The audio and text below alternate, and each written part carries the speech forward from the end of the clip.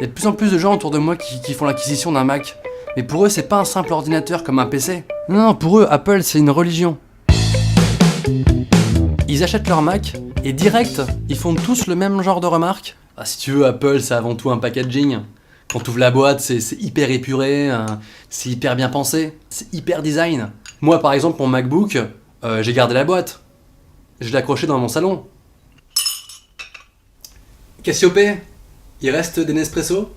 Les mecs, quand ils passent chez Apple, ils arrivent pas à se contenter d'un simple ordinateur. Tout d'un coup, ils ont l'iMac, ils ont l'iPhone qui va avec, ils sont au courant de tous les produits Apple qui sont pas encore sortis mais qui sortiront dans 1 an. Ils respirent Apple, ils mangent Apple, ils font caca Apple. Think different. Et alors, ils méprisent totalement tous les mecs qui utilisent pas des Mac. Par exemple, pour eux, un mec sur PC, c'est ça. Tu veux jouer à Call of Duty? À Call of Duty? À Call of quoi? Et alors les mecs qui utilisent Linux, c'est ça. Allez, viens avec nous. Rejoins-nous. Nous sommes déjà 11. Allez, viens. Viens. On est bien. Regarde tout ce qu'on peut faire. Et c'est marrant parce que comme les Macs ça coûte extrêmement cher, les mecs qui en ont, ils arrêtent pas de se justifier pour essayer de prouver qu'ils en ont vraiment besoin. Avoir un Mac c'est indispensable, hein. D'un point de vue professionnel, je vois pas comment je pourrais faire autrement. Ah non, c'est pas un achat par choix, c'est vraiment un besoin professionnel. En gros, pour eux, quand t'as un PC, tu peux faire éventuellement du traitement de texte. Et des jeux aussi, comme Call of Duty. Et encore, il faut que t'aies vraiment une machine de guerre. Peut-être que tu peux faire que du traitement de texte avec un PC, mais au moins c'est accessible à tout le monde. Parce que, je sais pas si t'as vu combien ça coûte, un Mac, le moindre accessoire, c'est un loyer. Bonjour, j'aimerais vous acheter le clavier Apple officiel, Bluetooth s'il vous plaît. C'est euro, monsieur. Non, moi je vais juste prendre le clavier. Ah non, je parle bien du clavier seul, monsieur. Je vais prendre que la touche E alors. Ouais. Non, et puis le petit truc qui m'énerve le plus chez les mecs qui utilisent les produits Apple, c'est que quand ils s'en servent à côté de toi, ils te font une démo, comme si c'était une pub. T'appelles qui? J'appelle ma messagerie. Ah, t'appelles ta messagerie? Non, parce qu'avec le iPhone, tu reçois directement tes messages vocaux sur ton téléphone. C'est vraiment pratique. Tu galères?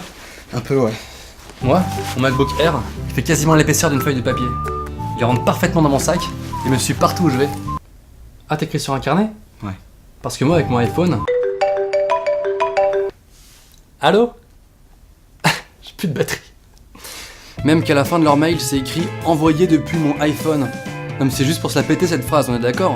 Non, parce que quand t'écris un mail depuis un PC tout nul dans une salle de réseau pourri, tu le précises pas en général. Envoyé depuis un PC nul dans une salle de réseau pourri sur un ordinateur de merde. À bientôt. J'espère qu'on va pouvoir coucher ensemble. Putain. Ah ouais, au fait, Siri, c'est quoi ce délire? Tu parles à ton téléphone devant tout le monde et tout le monde connaît ta vie privée parce que tu dois parler à voix haute? Envoie un message à ma femme et dis-lui que j'ai hâte de rentrer ce soir pour lui lécher les seins. Ça a aucun sens. Et depuis quand tu dévoiles ton intimité à tout le monde? Big tits, bukake, youporn. Tu dis quoi, Norman? Ah non, rien là. Je révisais mes cours. T'es plus étudiant depuis au moins 4 ans. Ouais, mais c'est des vieux cours que j'ai envie de réviser pour le plaisir. C'est la culture. Quand Steve Jobs, le PDG d'Apple, il y a quelques mois de ça, est mort, il y a des millions de personnes qui ont lu la biographie du mec.